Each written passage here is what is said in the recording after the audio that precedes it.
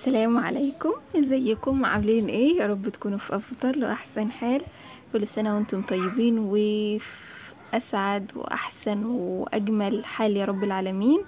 صباحكم كده فل وسعيد ان شاء الله باذن الله. فطرت كده اول حاجة، وبعد كده ندخل بقى على الموضوع. روتين حلو جدا جدا. وكمان هننشط بعض وهنعمل شوية حاجات حلوة قوي في الفيديو ده بإذن الله. لو لسه أول مرة تشوفيني يا ريت ما تنسيش اللايك والاشتراك في القناة وتفعيل الجرس علشان تنوريني وتشرفيني وتفرحيني بوجودك. اول حاجه كده نسمي الله ونصلي على الرسول. اللهم صل وسلم على سيدنا محمد وعلى اله واصحابه وسلم. هنا كده الكرنب اللي وريته لكم ده كانت ماما ربنا يخليها لي يا رب العالمين، كانت عاملاه لي ولفه الورقه بورقتها كده عشان اما اجي اعملها باذن الله تبقى ايه سليمه كده وكويسه معايا. وكانت عيناها في الفريزر. طلعت الكلام ده كده الصبح وسبته فك خالص من الفريزر، وبعد كده كان في وركين فرخة طلعتهم وحطيتهم في المحلول اللي حضراتكم شفتوه دوت. هكتب لكم برضو انا حطيت ايه في المية دي. خليتها كده بيضة والدم كله نزل وبقت يعني فلة نضيفة قوي. معايا هنا جبت الطماطم وكمان جبت بصلتين حلوين كده كبار، وهبتدي ان انا بقى ايه اغسل الاول القشر، يعني اغسلها الاول وبعد كده اقشرها واقطعها مكعبات صغير يعني على قد ما اقدر كده بالشكل اللي حضراتكم شايفينه كده. بس هنعمل بقى المحشي الخطير ده، ريحته جميله جدا، طعمه لذيذ. بتحطي قطع كده فراخ زي ما قلت لكم قبل كده. كنت عند جدتي ومامتي ربنا يخليها يا رب ويشفى عنها هي وجدتي، كانت عاملاهن. وكانت حاطه بقى ايه الفرخه كانت حطاها في وسط المحشي، وقلت لكم التركه دي فظيعه وبتنقل المحشي لمكان تاني خالص. فقلت بقى بما ان الحاجه جاهزه عندي وموجوده والوركين برضو مش هيقولوا لا، فحطيتهم بقى ايه مع المحشي يا بنات. هنا كده عصرت بقى الطماطم كلها اللي شفتوها دي، وبعد كده جبت بقى شوية زيت على النار مع البصل واديت لهم تشويحة حلوة جدا يسكروا كده ويحلوا. وبعد كده نزلت بمرقتين دجاج، حابة تحطيهم تمام، مش حابة خلاص. انا بحب لو هحطها في الاول كده علشان برضو المواد الحافظة بتاعتها تروح وكده مع الحرارة. بعد ما اديت لها تشويحه حلوه كده وريحتها طلعت مع البصل، اضيف عليها بقى عصير الطماطم وهديهم تقليبه كده حلوه مع بعض. وبعد كده هنزل بالتوابل دي، فلفل اسود وكمون وشويه يعني معلقه كده من الثوم البودره ومعلقه من البصل البودره وبابريكا وشويه من السكر. تمام. بحب برضو ان انا احط الملح في الاخر. هنا كده معايا كام فص ثوم حلوين كده مفرومين، ومعاهم شويه كده من النعناع المجفف، بيديه برضو طعم كده حلو وريحة كمان خطيرة. بعد كده ما اتسبكت معايا والدنيا حلوت كده، نزلت بعد كده ظبط بقى الملح، وحطيت شوية الملح كده وظبط معايا الصلصة.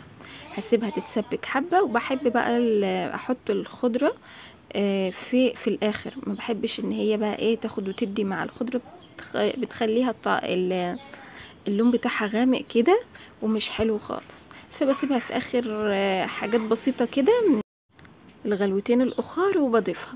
هنا الرز ده هغسله كويس جدا، وبصوا بقى بصوا الوركين عاملين ازاي. بتهيالي ده الجزء الوحيد اللي بيبقى باين فيه قوي الدم والحاجات دي، شايفين عامله ازاي بيضه بيضه يعني ونضيفه جدا. بس غسلتها كذا مره زي ما حضراتكم شفتوا. بعد كده ضفت بقى الرز بعد ما صفيته كويس جدا وغسلته طبعا حلو قوي قوي. في ناس مش عارفه ازاي بيحطوا الرز على طول من غير ما يغسلوه في المحشي، انا مش عارفه ازاي. بس لازم يا جماعه، ده بيبقى مرشوش عليه حاجات واصلا جاي من الارض، فلازم اصلا يتغسل كويس جدا لغايه ما الميه بتاعته تبقى ميه كده فاتحه كأنها نازله من حنفيه. فالمهم بقى هنا جبت كده التوابل تاني حطيتها وقلبتها كويس مع بعض، التوم بودره وبصل بودره وبابريكا وشويه من الفلفل الاسود، واديت لهم برضو تقليبه حلوه مع بعض. شايفين هنا الجمال ده كله وريحتها كانت خطيره. هنا كده ده اللي هو الاغصان بتاعه الخضره كانت عندي في الفريزر. كانت ماما برضو بتقول لي ايه خليها كده في ارضيه المحشي لما تيجي تعمليه هتدي ريحه حلوه جدا كده مع المحشي والتركات والحركات اللي احنا عملناها مع بعض. فرشت كده فرشتهم كده في الارض مع شويه زيت الاول، وحطيت بقى ورقتين كده من الكرنب الاخضر. هبتدي بقى ان انا كده اسمي الله واحشي الكرنب القمر ده. طبعا قمر عشان ماما هي اللي مظبطهولي وعاملهولي، مش هيبقى قمر يعني كده وخلاص، لا ده قمر علشان هي اللي يعني مظبطهولي خالص كده. ربنا يبارك في صحتها يا رب. بعد كده يا بنات جبت بقى الوركين زي ما انتوا شايفين كده، غسلتهم تاني برضو، وهبتدي ان انا كده ايه احطهم بقى في نص المحشي زي ما حضراتكم شايفين كده. وهكمل بقى بقية المحشي بقى فوق الوركين بالشكل ده كده. شايفين بقى الجمال؟ يعني بصوا بقى الريحة بتاعت التتبيلة بتاعت الايه المحشي كانت خطيرة. ما بالكم بقى لما تيجي يعني يستوي كده وريحته تطلع. شوية زيت في حلة، وهنزل بمرقتين برضو من الدجاج وهديهم برضو تشويحة حلوة كده مع بعض، وهنزل بشوية مية عليهم، تبقى معايا كده ايه يعني شوربة حلوة كده اسقي بيها ان شاء الله باذن الله كده المحشي. ودوقوا بقى، ويعني بصوا بقى خطيرة. قلنا كذا حاجة بتخلي المحشي ريحته حلوة وطعمه كمان يعني فظيع، بيخلي طعمه حلو قوي قوي.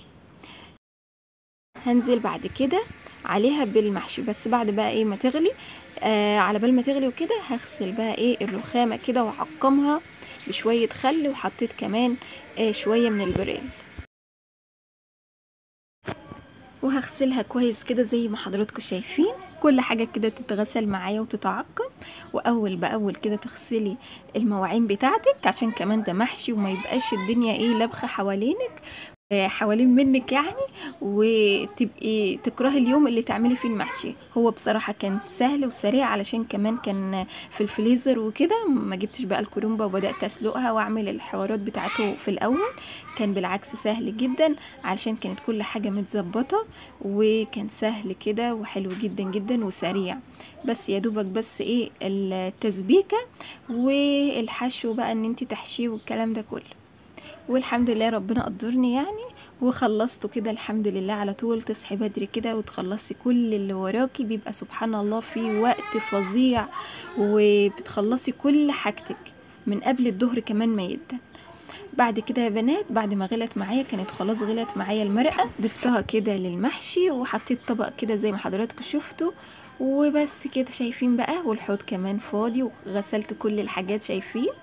تعالوا بقى ندخل نكمل بقى على بال ما الرز كده يستوي واظبط كل حاجه يعني تبقى كل حاجه ان شاء الله باذن الله جاهزه. اخلص بقى بقيه الحاجه اللي ورايا. كان في شويه غسيل طبقتهم بالشكل ده كده تمام، رحت طبقته وخلصته. شايفين الصوابع المحشي عامله معايا ازاي الواحده بوحدتها كده، وكنت كمان قطعت عليها فلفله حتت من الفلفله كده عشان الرز ما كانش كفه، وقلت بقى يديله طعم كده وريحه خطيره. وبعد ما تشرب المرقه ووطيت عليه، وبعد كده علشان بقى الجمال ده كله هنعمل ايه يعني نقدح عليه زيت برضو بيخلي طعمه حلو قوي. شويه زيت وكان فيه مكعب كده من الزبده، سخنتهم بالشكل ده كده، وبعد كده ضفتهم على المحشي وغطيته بقى وسبته مع نفسه خالص كده لغايه ما يستوي والدنيا تحلى. بعد كده دخلنا على البلكونه زي ما حضراتكم شايفين كده، ولميت كده المشابك، وبعد كده جبت بقى المكنسه وشغلتها وبدات اشيل التراب بالشكل ده كده من المجرى بتاعه باب البلكونه. شايفين بقى النظافه والحلاوه. بعد كده شلت الزرع من مكانه، وجبت كمان الفرشه بتاعه الجاروف دي، وبدات ان انا اشيل كده التراب من على الحديد علشان ينضف معايا. وساعه الفرش كده ان شاء الله هعمل لكم برضو فيديو نرجعه جديد ازاي من غير ما ندهنه. وكنت نزلت معاكم فيديو قبل كده كنت بعمله يا بنات بالجاز. الجاز بيرجعه كده ليه لمعه حلوه جدا جدا، وبيخليه كده اكنه جديد. حلوه قوي الطريقه، وان شاء الله برضو اعملها معاكم عملي تاني. شايفين بقى الجمال؟ بس بدات ان انا هنا اول حاجه بدات فيها كده الزرع اشيله كده، اشيل من عليه التراب والكلام ده. دي ازازه كده فيها فتحتين من فوق بس بيها الزرع، قلت بقى ايه اغسل بيها الزرع بالمره قبل ما اكنس وامسح الارض، يبقى برضو الزرع معايا كده نضيف ولونه كمان زاهي كده وحلو جدا. بس كده هغسل بقى كل الزرع ده بالشكل ده كده بالمية واروق عليه خالص كده. وعشان كمان الجو كان بصراحة فظيع، فالبلكونة كلها كانت عايزة كده ايه يعني تهدى شوية كده من الحرارة وتنضف كمان. عشان ده برضو زي ما قلت لكم قبل كده ان دي اساس البيت، لازم ننضفها اول ما نبدأ باي حاجة في البيت، نخلص عليها كده اللي هو ايه تبقى بتلمع وبتبرق ومفيش بعد كده، علشان اي تراب او اي حاجة هيبقى فيها هيدخل في البيت جوه. واحنا في غنى عن كده، يعني احنا عايزين البيت بعد كده يبقى نضيف، والهوا كمان اللي يبقى جاي منها كده يبقى جاي هوا نضيف كده، وريحة المكان حلوة برضو. بعد كده يا بنات جبت بقى ايه زي ما حضراتكم شفتوا كده الميه ديت مع شويه اوكسي كده، وبدات ان انا اغسل بقى الحيطه بالشكل ده كده بالمقشه. طبعا المقشه دي لما باجي اغسل بيها حاجه الحيطه او كده فبغسلها كويس جدا جدا عشان ما يبقاش فيها تراب او فيها اي حاجه. وابتدي ان انا زي ما انتم شايفين كده بالرغاوي بقى واديله كده في الحيطه لغايه ما الحيطه كده ايه تنضف معايا والتراب من عليها ينزل. ودخلت كمان على ازاز البلكونه بدات ان انا اغسله بالشكل ده كده زي ما انتوا شايفين بقى الرغاوي. وكمان بصراحة حلوة قوي الفكرة دي ان اغسل الازاز بالمقشة، بتنجز معايا وبتنضف حلو جدا جدا. بس كده هبتدي بقى ان انا كده اغسل الازاز كله ومش هسيب حتة في الباب كمان الا لما يتغسل كده معايا وينضف. بعد كده هجيب بقى المساحة القمر دي وابتدي ان انا ايه انزل الرغاوي دي كلها وازازة المية برضو. هبتدي ان انا كده اغسل بيها الشباك الخطوة كده النهائية وهسيبه بقى يتصفى. وكمان هغسل بقى ايه الرغاوي كده هنزلها بالازازة المية دي من على الحيطة. شايفين بقى الجمال، شوية كلور كده في الارض ومع شوية من الاوكسي وشوية مية، واغسلي بقى الارضية كده وخليها بتلمع وبتبرق وبتنضف. بس شايفين بقى الرغاوي حلوة جدا، وكمان الكلور كده هيفتح البلاط وهيخليه بصوا نضيف جدا وهيعقم لي الارض كمان. شايفين بقى كده البلكونة بقى يعني بصوا نظافة ما فيش بعد كده. وكمان الزرع كده حسيته ايه يعني اتنفس كده ولونه كمان ظهر اكتر ونضف معايا. اخر حاجة بعد كده بعد ما لميت المية والرغاوي والكلام ده كله بالشرشوبة هبتدي ان انا ايه طبعا انا كنت كنستها في الاول خالص، بس زي ما انتوا شفتوا يعني كانت ايه الفيديو كان كبير قوي فيعني كنست مفيش اكتر من كده. وبدأت ان انا لميت بقى بعد كده الرغاوي اللي عملتها. واخر حاجة كان شوية معطر والشرشوبة كده كانت مندية، وبدأت ان انا اديله مسحة كده وزي ما شفتوا كانت الارض يعني بتلمع وبتبرق. بعد كده بقى يعني ايه بقى خلاص الواحد فصل شحن يروح بقى ياكل الاكلة المتينة الجميلة دي ويخلص عليها كده. شايفين بقى انا حبيت هنا كده اوريكم الورك. بصوا يعني هو اصلا ما بياخدش وقت الورك ده بالذات في الفرخة يعني، فكان مستوي معايا ومفيش اي دم ومفيش اي حاجة خالص، وكان دايب دوب كده هو والمحشي. وبعد كده جبت خرطتين حلوين كده من البطيخ السقعان وقطعته زي ما انتوا شايفين كده. وبس كده، يا رب يكون الفيديو عجبكم وتنشطوا وتحفزتم، واشوفكم على خير ان شاء الله في فيديو جديد. السلام عليكم ورحمة الله وبركاته.